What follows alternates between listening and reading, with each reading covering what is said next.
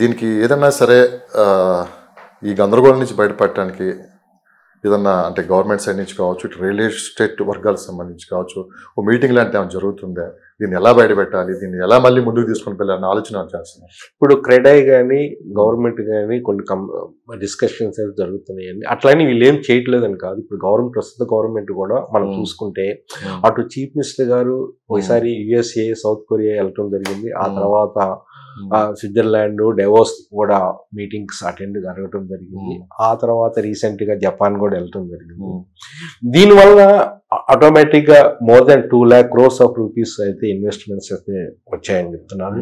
MoU జరుగుతున్నాయి.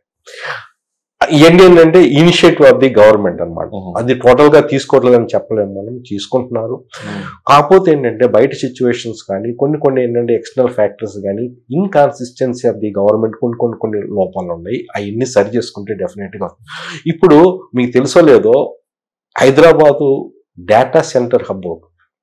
మీకు Davos వెళ్ళినప్పుడు mostly 1.8 lakh crores of rupees investment వస్తే అందులో మోర్ దాన్ 1.3 అంటే సుమారుగా only data centres establishment. It is already data centres Microsoft కానీ అమెజాన్ కానీ డేటా సెంటర్స్ ఎస్టాబ్లిష్. దానివల్ల పెద్దగా ఎంప్లాయ్మెంట్ జనరేషన్ అయితే రాకపోవచ్చు, కానీ ఏంటంటే గ్లోబల్లీగా ఒక రికగ్నేషన్ అయితే వస్తుంది. మిగతా కంపెనీస్ కూడా రావడానికి అవకాశం ఉంది. ఇటువంటివన్నీ కూడా ఏంటంటే ఇట్లా గవర్నమెంట్ కొన్ని స్టెప్స్ తీసుకుంటుంది. ముఖ్యంగా ఏంటంటే ఫ్యూచర్ సిటీ అనేది మీకు నాగార్జున సాగర్ హైవే, శ్రీశైలం హైవే మధ్యలో అండ్ అటు ఓఆర్ఆర్ రీజనల్ రింగ్ రోడ్ మధ్యలో తీసుకురావచ్చు. ఫ్యూచర్ సిటీ గురించి మళ్ళీ మాట్లాడదు. ఓకే, దీని గురించి మనం తీసుకుంటే చాలా వరకు కూడా ఏంటంటే చాలా ప్రోత్సాహాలతో ఎంఎస్ఎంఈ ద్వారా మిడిల్ మామూలుగా ఇండస్ట్రీస్ ఏర్పడటానికి కానీ మీడియం సైజ్ అనమాట వాటికి ఇండస్ట్రీస్ క్లస్టర్స్ కానీ తీసుకురావడం చేస్తున్నారు.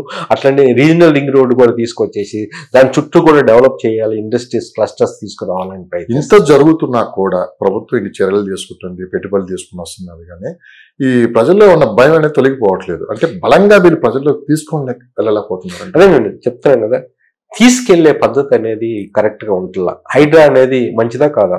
మంచిది, కానీ తీసుకెళ్లిన పద్ధతి బాగల, అందువల్ల నెగటివ్ ఫ్యాక్టర్ వచ్చింది.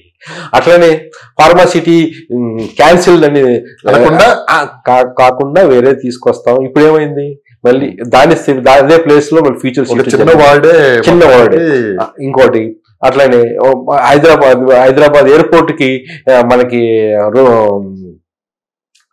దుర్గం చెరువు నుంచి ఓవరాల్ మీదుగా ఫైబర్ డిస్ట్రిక్ట్ మీద మెట్రో తీసుకొస్తా ఉన్నారు, అది క్యాన్సిల్ చేస్తా ఉన్నారు.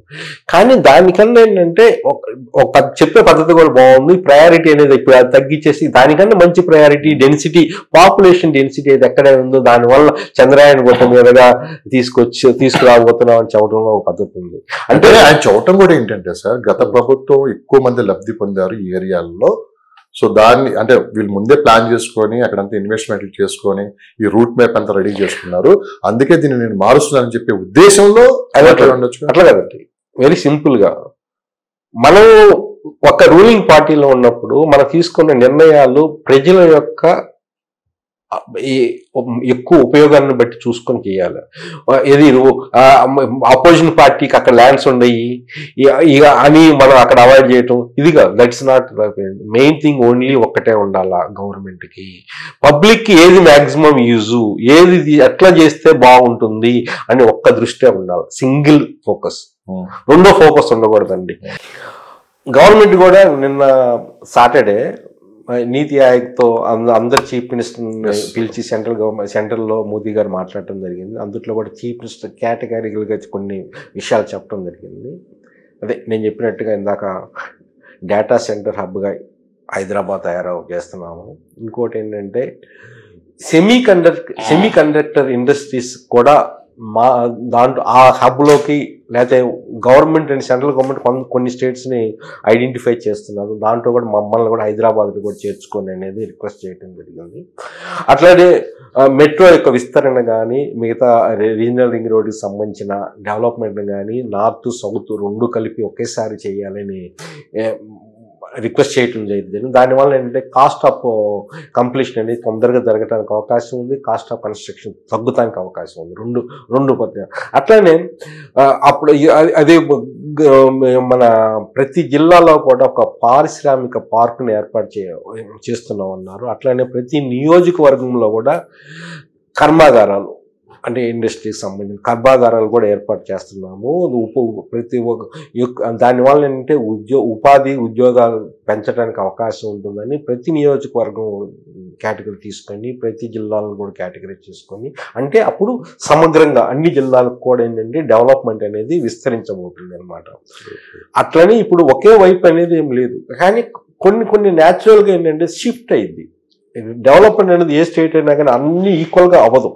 మీరు ఏ స్టేట్ అయినా తీసుకోండి, ట్రై చేస్తారు గవర్నమెంట్ ఎప్పుడైనా కానీ. ఒకప్పుడు వెస్ట్ ఉంది, ఇప్పుడు సౌత్ వెస్ట్ ఉంటుంది, రేపు సౌతే ఉంటుంది. ఇప్పుడు ఏంటంటే ప్రస్తుతం ఇప్పుడు ఈ విధంగా షిఫ్ట్ అవుతుంది. ఎందుకు షిఫ్ట్ అవుతుంది? అక్కడ అఫోర్డబిలిటీ లేదు కాబట్టి షిఫ్ట్ అవుతుంది. అక్కడ కొనలేకపోతున్నారు కాబట్టి ఇక్కడ కొంటున్నారు. ఇక్కడ తక్కువ రేటు ఉండే కాబట్టి కొంచెం ట్రావెల్ డిస్టెన్స్ ఎక్కువైనా కానీ కొనడానికి ట్రై చేస్తారు. ఇది జరిగేది ఎక్కడ జరిగినా కానీ, ఎప్పుడు జరిగినా కానీ. ఇక్కడ రేట్లు పెరిగినాయి అనుకోండి, ఇంకో ప్లేస్కి తిరుగుతారు. కొనలో ఏం చేస్తారండి, మిడిల్ క్లాస్ ఫ్యామిలీస్ ఏం చేస్తారు, వాళ్ళు ఏం చేస్తారంటే కొంచెం ట్రావెల్ డిస్టెన్స్ తగ్గినా కానీ పెరిగినా కానీ కొంచెం వాళ్ళకి అఫోర్డబుల్ వాళ్ళ యొక్క బడ్జెట్ లెవెల్ ఎక్కడ ఉందో దాని సూటబుల్ ఎక్కడ ఉందో సెలెక్ట్ చేసుకొని ఇల్లు కొనుక్కుంటూ చేస్తూ ఉంటారు. ఇది జరిగేది. షఫలింగ్ అనేది ఎవరు ఆపలేరు. కాకపోతే ఏంటంటే ద బ్యాలెన్స్డ్ గ్రోత్ అనేది ఒక విధంగా అడ్వాంటేజ్ హైదరాబాద్కి they trying also. It's not that look east అనేది అంతకుముందు గవర్నమెంట్, ఈ గవర్నమెంట్ కూడా ఏంటంటే ట్రై చేస్తుంది. అట్లనే ఇటువైపు కూడా ఇప్పుడు బెంగళూరు హైవే, ఇటు విజయవాడ హైవే కానీ, వరంగల్ హైవే కానీ, నాగ్పూర్ హైవే కానీ ఇదేంటంటే ఇండస్ట్రియల్గా కూడా డెవలప్ చేయబోతున్నాడు. హైవేస్ని పారిశ్రామిక కారిడార్స్ అంటారు. యాక్చువల్గా ఇండస్ట్రియల్ కారిడార్గా కూడా డెవలప్ చేయబోతున్నారు. నా ఫోన్ నెంబరు 8121748850. మీకు ఏ విధమైన రియల్ ఎస్టేట్ పరంగా సలహాలు సంప్రదింపులు కావాలన్నా కానీ డెఫినెట్గా మీరు ముందు వాట్సాప్ ద్వారా లేదా కాల్ చేసి మాట్లాడవచ్చు. ఐ ప్రిఫర్ వాట్సాప్ ఫస్ట్, ఆ తర్వాత సిచ్యువేషన్ బట్టేసి నేను డెఫినెట్గా మీకు రెస్పాండ్ చేస్తాను. ఇంకోటి ఏంటంటే ఎక్కువ మంది టైంపాస్గా ఫోన్ చేయవాకండి. యాక్చువల్గా నేను చూస్తానంటే కొన్ని ఫోన్స్ టైంపాస్ అన్నట్టుగా అనిపించింది ఒక్కసారి. మీకు రియల్గా జెన్యూన్ ఇన్వెస్టర్, జెన్యూన్ ఇన్ఫర్మేషన్ కావాలి అనుకున్నాను. ఎందుకంటే చాలామంది నేను చూసింది ఏంటంటే అసోసియేట్స్ కూడా చాలామంది చేస్తూ ఉంటారు.